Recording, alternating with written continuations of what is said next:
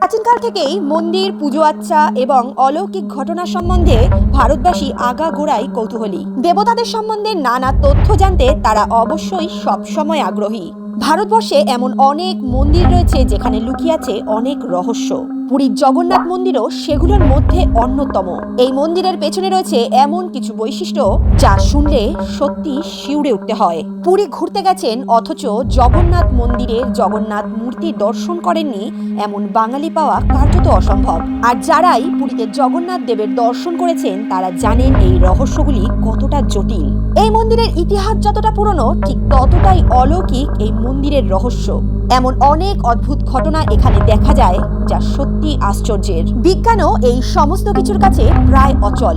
তাহলে চলুন পুরীর রহস্যময়ী এই মন্দির সম্বন্ধে বিস্তারিত জেনে নিই। কথিত আছে পুরীর জগন্নাথ মন্দিরে নাকি ভগবান শ্রীকৃষ্ণের মৃত্যুর রহস্য লুকিয়ে আছে। দাপর যুগে শ্রীকৃষ্ণের অন্ত্যেষ্টিক্রিয়ার পর তার জ্বলন্ত হৃৎপিণ্ডটি নদীর জলে ভাসিয়ে দেন পাণ্ডবরা।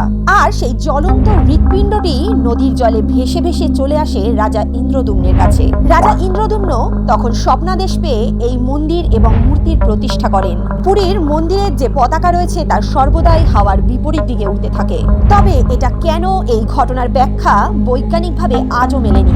এখানে এমন কোন রহস্য রয়েছে যে এই পতাকাটি স্বাভাবিকের চেয়ে বিপরীত দিকে উঠতে থাকে? এই পতাকাটির এরূপ অস্বাভাবিক আচরণের কারণ আজ পর্যন্ত জানা যায়নি। পুরীর মন্দিরে সুদর্শন চক্রের, এমনকি পুরী শহরের যে কোনো স্থান থেকে এই চক্রকে দেখা যায়। পুরীতে এত বড় বড় বিল্ডিং, এত বড় বড় ইমারত থাকার সত্ত্বেও আড়াল আবডাল কাটিয়ে এই চক্রটি সবার চোখে পড়ে। এবং একটি আশ্চর্য ব্যাপার এটাই যে দিক থেকেই দেখুন না কেন, এটা দেখলে মনে হবে আপনি চক্রের সামনের দিকটিই দেখছেন।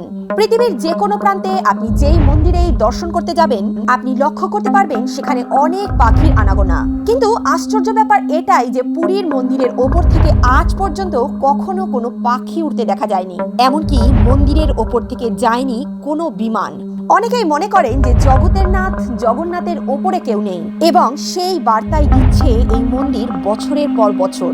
জগন্নাথ মন্দিরের মোট 4টি দরজা রয়েছে। তার মধ্যে অন্যতম হলো সিংহদ্বার এবং এই সিংহদ্বারের আগে পর্যন্তই সমুদ্রের গর্জন শোনা যায়। কিন্তু তারপর সিংহদ্বারের একটি সিঁড়ি পেরোলেই সমুদ্রের গর্জনের শব্দ আর শোনা যায় না।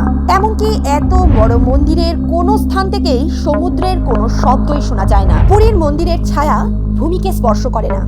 সকাল থেকে সন্ধ্যে পর্যন্ত আপনি কোনো সময়ই এই মন্দিরের ছায়া ভূমিতে পড়তে দেখবেন না। এমনটা আপনি পুরী ঘুরতে গেলে নিজেই প্রমাণ করে নিতে পারবেন। এটাই নাকি প্রভুর মায়া। কেন এমনটা ঘটে তা নিয়ে বাস্তুকারদের মতে বহু বিতর্ক আছে। পৃথিবীর যে কোনো জায়গায় সকালে সমুদ্র থেকে হাওয়া আসে তীরের দিকে এবং বিকেলের দিকে উপকূল থেকে সমুদ্রের দিকে হাওয়া যায়। তবে আশ্চর্যের বিষয় যে পুরীতে তার ঠিক উল্টোটা হয়। এটাই নাকি শ্রীক্ষেত্রের মায়া। পুরীতে 1800 বছরের পুরনো রীতি অনুযায়ী মন্দিরের গা বেয়ে প্রতিদিন একজন পুরোহিত মন্দিরের একেবারে মাথায় উঠে যান। সেখানে গিয়ে আগের দিনের ধ্বজা পাল্টে নতুন ধ্বজা প্রতিস্থাপন করেন এবং সেখানে সন্ধ্যা দেখিয়ে নিচে নেমে আসেন। আজ পর্যন্ত এই কাজের অন্যথা কখনো হয়নি। পুরীর মন্দিরের সবচেয়ে অবিশ্বাস্য বৈশিষ্ট্য হলো জগন্নাথ দেবের মহাপ্রসাদ। সারা বছর ধরেই সম পরিমাণ প্রসাদ রান্না করা হয়, কিন্তু ওই একই পরিমাণ প্রসাদ দিয়ে কয়েক হাজার মানুষ হোক বা 20 লক্ষ মানুষ হোক, যত লোকই প্রসাদ গ্রহণ করুক না কেন প্রসাদ কখনো নষ্ট হয় না বা কম পড়ে না এবং কোনো ভক্তই অভুক্ত থাকেন না। এমনকি পুরীর মন্দিরের রান্নাঘরও বেশ অলৌকিক।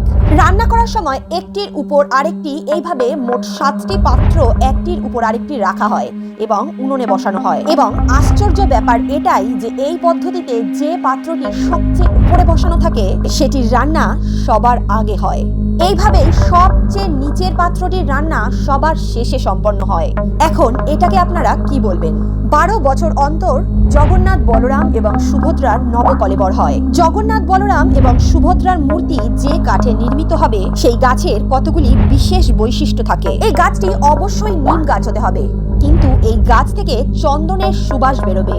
এই গাছের মধ্যে শঙ্খ, চক্র, গদা, পদ্মের চিহ্ন থাকবে এবং আশ্চর্য বিষয়, এই গাছের উপর থেকে কোনোদিনও কোনো পাখি যাবে না। গাছটির উপর কোনো পাখি বসবে না, কোনো পাখি বাসা বাঁধবে না এবং এই গাছটিকে সাপেরা ঘিরে রাখবে। বলা হয় এমন গাছের সন্ধান প্রতিবার স্বপ্নাদেশের মাধ্যমে মুখ্য পুরোহিত পেয়ে থাকেন এবং তারপরেই হয়ে থাকে নব কলেবরের প্রস্তুতি। এটা শোনা যায় যে জগন্নাথ দেবের মূর্তি পরিবর্তন আজ পর্যন্ত কোনো পুরোহিত দেখেননি। যখন এই মূর্তি বদলানো হয় তখন পূজারীদের চোখে কাপড় বেঁধে দেওয়া হয় এবং আশ্চর্যভাবে তার 2 হাতও কাপড় দিয়ে বাঁধা থাকে।